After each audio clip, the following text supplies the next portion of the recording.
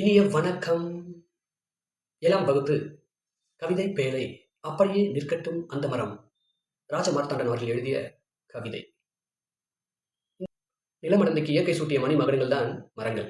அவை மனித வாழ்க்கையோடு பின்னி பிணைந்தவையாக இருக்கிறது. மரங்களை பற்றிய நினைவுகள் பெரும்பாலான மனிதர்களின் உள்ளங்களுக்குள் புதைந்து கிடக்கின்றன. கால வெள்ளத்துல அந்த மரங்கள் காஞ்சி போகலாம் அல்லது வெட்டப்படலாம். ஆனா அவற்றை பற்றிய நினைவுகள் மறையாம எப்பவும் அந்த மரத்தின் அடியில் விளையாடிய குழந்தைகளுக்கு இருக்கும். அதை பற்றி ஒரு கவிதை தான் நாம் இங்கு பார்க்க இருக்கிறோம்.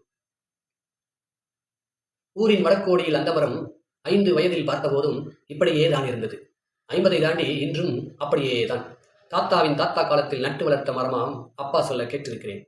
பச்சை காய்கள் நிறமாறி செங்காய் தோற்றம் கொண்டதுமே சிறுவர் மனங்களில் பரவசம் பொங்கும். பளபளக்கும் பச்சை இலைகளுடைய கருநீல கோலி குண்டுகளாய் நாவற்பழங்கள் கிளைகளில் தொங்கும். பார்க்கும்போதே நாவில் நீர் ஊறும். காக்கை, குருவி, மைனா, கிளிகள் இன்னும் பெயரறியா பறவைகளுடன் அணில்களும் காற்றும் உதிர்த்திடும் சுட்டப்பழங்கள் பொறுக்க சிறுவர் கூட்டம் அலைமோதும்.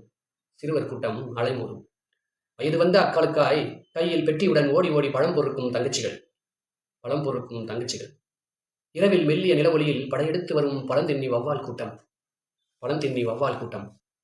தோப்பு முழுக்க பரவி கிடக்கும் மரத்தின் குளிர்ந்த நிழலிலே கிளியாந்தட்டின் சுவாரஸ்யம்.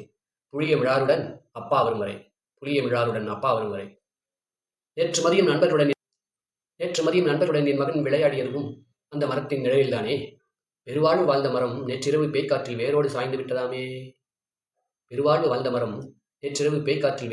விட்டதாமே. விடிந்தும் விடியாததுமாய் துஷ்டி கேட்கும் பதக்கத்தில் விரைந்து செல்கிறார் ஊர் மக்கள் குஞ்சி குழுவான்களோடு. எனக்கு போக மனமில்லை. என்றும் என் மனவெளியில் அப்படியே நிற்கட்டும் அந்த மரம். குன்றுகளின் நடுவே மாமலை போல. ராஜமார்த்தாண்டன்.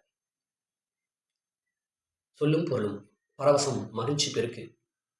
துஷ்டி கேட்டல் என்றால் துக்கம் விசாரித்தல் என்று பொருள். பாருங்க, மரங்களுக்கு கீழே பாருங்க, மரத்துக்கு அடியில் குழந்தைகள் எல்லாம் விளையாடுறாங்க. மரத்துலேருந்து விழுந்த பழத்தை எடுத்து சிலர் சாப்பிட்றாங்க, சிலர் அக்காக்காக எடுத்துகிட்டு போகிறாங்க. மரத்தில் பறவைகள் அந்த பழங்களை எல்லாம் சாப்பிடுது.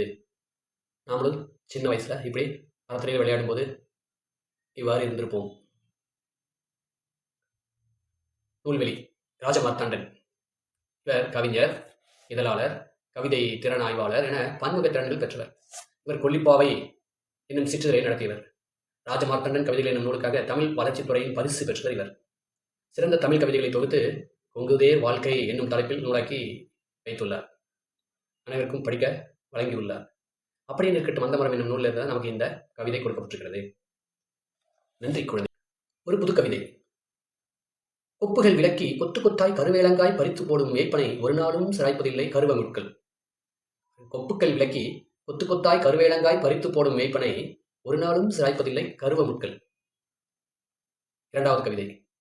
குழந்தை வரைந்தது பறவைகளை மட்டுமே, வானம் தானாக உருவானது.